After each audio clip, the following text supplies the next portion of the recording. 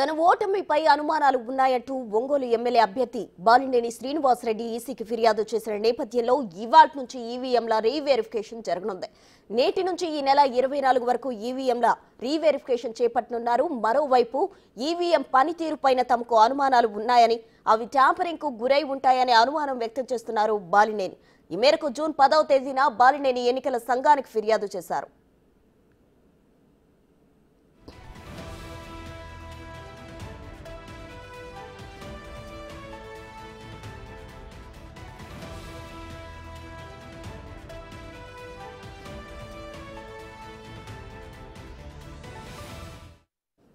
ఇక ఒంగోలు నియోజకవర్గం చరిత్రలో ఎప్పుడూ లేనంతగా టీడీపీ అభ్యర్థి దామచర్ల జనార్దన్ 34,060 ఓట్ల మెజారిటీతో గెలుపొందారు. అయితే బాలినేని వరుసగా 7 సార్లు అదే నియోజకవర్గం నుంచి పోటీ చేసి 5 సార్లు గెలుపొందారు. ఎన్నికలకు కొద్ది రోజుల ముందే అప్పటి సీఎం జగన్ ను ఒప్పించి 230 కోట్లతో ఒంగోలులో 20,840 మంది పేదలకు ఇంటి స్థలాలు రిజిస్ట్రేషన్ చేయించారు. ఇక దీంతో పాటు ఎన్నికల్లో ఓటర్లను ఆకర్షించడానికి పోల్ మేనేజ్మెంట్ ను కూడా నిర్వహించామని చెబుతున్నారు. ఇన్ని చేసినా తాను ఓడిపోవడం, టీడీపీ అభ్యర్థి దామచర్లకు భారీ మెజారిటీ రావడంపై బాలినేని అనుమానం వ్యక్తం చేస్తున్నారు.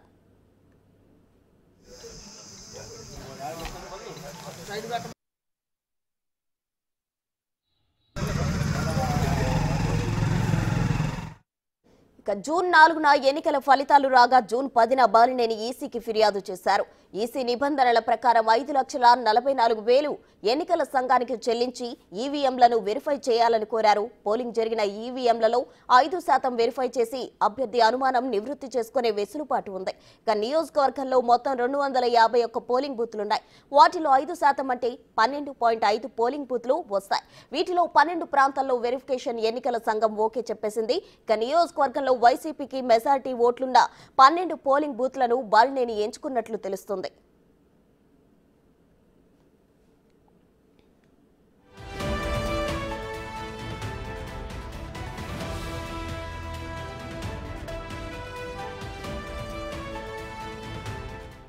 ఇక వెరిఫికేషన్ ప్రక్రియలో ఈవీఎం తయారీ సంస్థ బెల్ కంపెనీ ఇంజనీర్లు కూడా పాల్గొంటారు. ఈసీ నిబంధనల ప్రకారమే వెరిఫికేషన్ జరగనుంది. దీనికోసం తీసుకోవాల్సిన జాగ్రత్తలపై ప్రకాశం జిల్లా కలెక్టర్ తమీం అన్సారియా ఇప్పటికే శిక్షణ కూడా తీసుకున్నారు. ఫిర్యాదుదారుడైన బాలినేని శ్రీనివాసరెడ్డికి సమాచారం అందించారు. వెరిఫికేషన్లో బాలినేని కానీ ఆయన ప్రతినిధి కానీ పాల్గొనే అవకాశం ఉంటుంది. దేశవ్యాప్తంగా ఈవీఎంల పనితీరుపై రాజకీయ పార్టీలు అనుమానాలు వస్తున్న సమయంలో ఒంగోలులో వెరిఫికేషన్ అంశం ప్రాధాన్యత సంతరించుకుంది.